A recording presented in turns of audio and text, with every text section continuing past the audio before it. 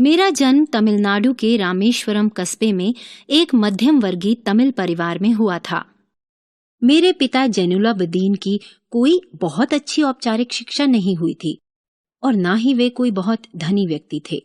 इसके बावजूद वे बुद्धिमान थे और उनमें उदारता की सच्ची भावना थी।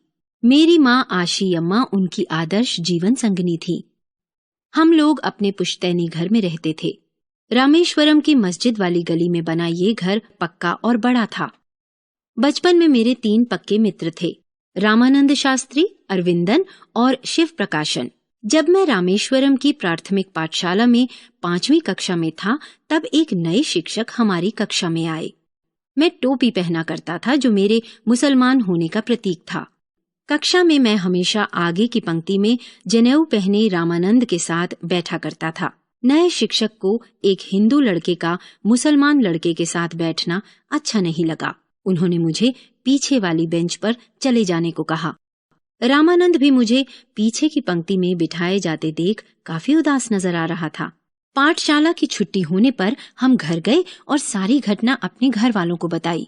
यह सुनकर रामानंद के पिता लक्ष्मण शास्त्री, जो रामेश्वरम मंदिर के मुख्य पुजारी थे, ने उन शिक्षक महोदय को बुलाया और कहा कि उन्हें निर्दोष बच्चों के दिमाग में इस प्रकार की सामाजिक असमानता एवं सांप्रदायिकता का विष नहीं घोलना चाहिए।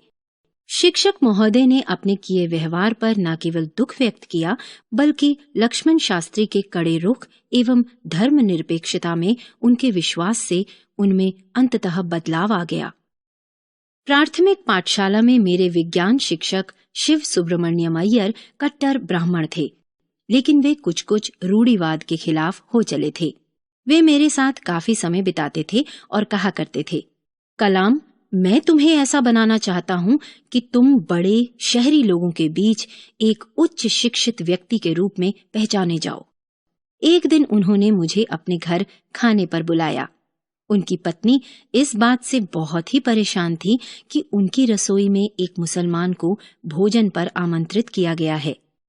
उन्होंने अपने रसोई घर के अंदर मुझे खाना खिलाने से साफ इनकार कर दिया। अय्यर जी ने मुझे फिर अगले सप्ताह रात के खाने पर आने को कहा। मेरी हिचकिचाहट को देखते हुए वे बोले, इसमें परेशान होने की जरूरत नहीं है। एक बार जब तुम व्यवस्था बदल डालने का फैसला कर लेते हो तो ऐसी समस्याएं सामने आती ही हैं। अगले सप्ताह जब मैं उनके घर पर रात्रि भोज पर गया तो उनकी पत्नी ही मुझे रसोई घर में ले गई और स्वयं अपने हाथों से खाना परोसा। 15 साल की उम्र में मेरा दाखिला रामेश्वरम के जिला मुख्यालय रामनाथपुरम स्थित श्वाटर्स हाई स्कूल में हुआ। मेरे एक शिक्षक आयादुरै सोलेमन बहुत ही स्नेही व खुले दिमाग के व्यक्ति थे। वे सदैव छात्रों का उत्साह बढ़ाते रहते थे। रामनाथपुरम में रहते हुए आयादुरै सोलेमन से मेरे संबंध काफी प्रगाढ़ हो गए थे।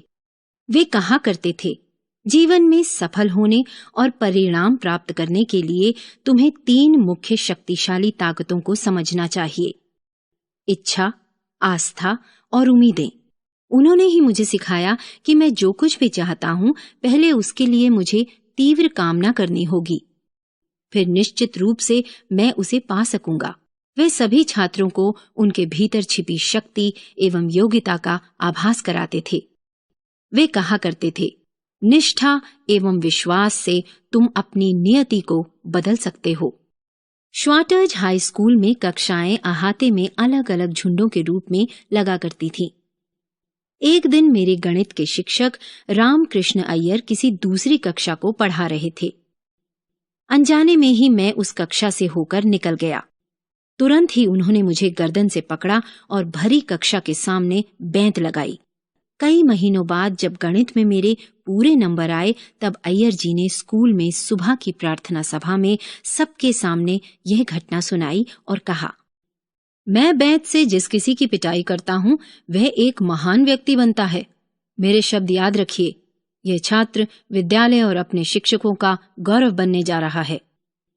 आज मैं सोचता हूँ कि उनके द्वारा की गई ये प्रशंसा क्या एक भविष्यवाणी थी।